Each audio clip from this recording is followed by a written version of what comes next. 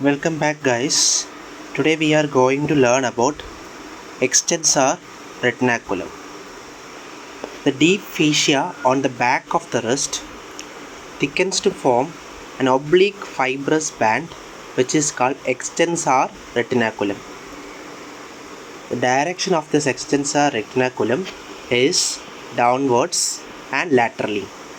This is 2 cm broad vertically. This 2 cm broad vertically.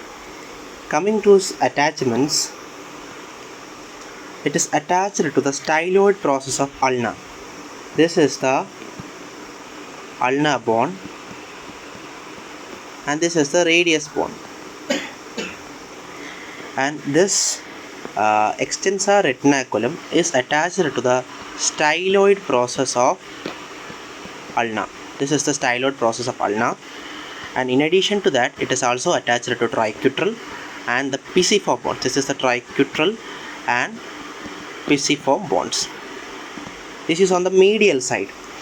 On the lateral side, it is attached to the lower part. This is the lower part of the anterior border of radius. On medial side, it is attached to the styloid process of ulna and tricutril and pisiform bones, and on the lateral part it is attached to the lower part of anterior border of radius. Coming to the compartments, this is the extensor retinaculum. This extensor retinaculum gives septa to the radius and ulnar bone. To the lower part of radius and ulnar bone, it gives septa. These septas, which will divide the compartment deep down the extensor retinaculum into first 6 compartments. This is the first compartment, this is the second compartment, this is the third compartment, fourth, fifth and the sixth ones.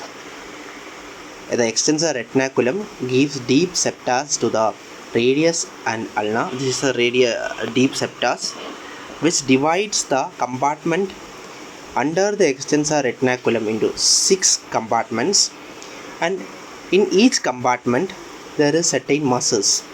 Tendons of muscles are passing through each compartment.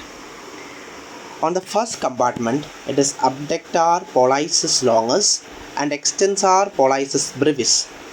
On the second compartment, it is extensor carpi radialis longus and extensor carpi radialis brevis. On third compartment, it is extensor pollicis longus. On the fourth compartment, there is extensor digitorum. Under the extensor digitorum, there is extensor indicis and posterior interosseous nerve and anterior interosseous artery. On the fifth compartment, it is extensor digiti minimi. On the sixth compartment, it is extensor carpi ulnaris. Okay, there is 6 compartments which is formed by the deep septas from the extensor retinaculum. On each compartment, the tendons of muscles are passing.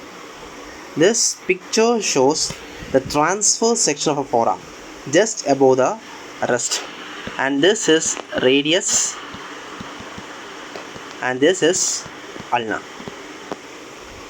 And around each tendons, okay, around the in each compartment there is tendons of muscles, and around each tendons there is synovial sheath. The color around each tendons is a synovial sheath, and which reduce the friction when these tendons passes through the compartments. Coming to the function of this tendons, these compartments is the extensor retinaculum is hold the extensor tendon in place on the back of the wrist and prevents their bowstring when the hand is extended at the wrist joint. This is all about extensor retinaculum. Thank you.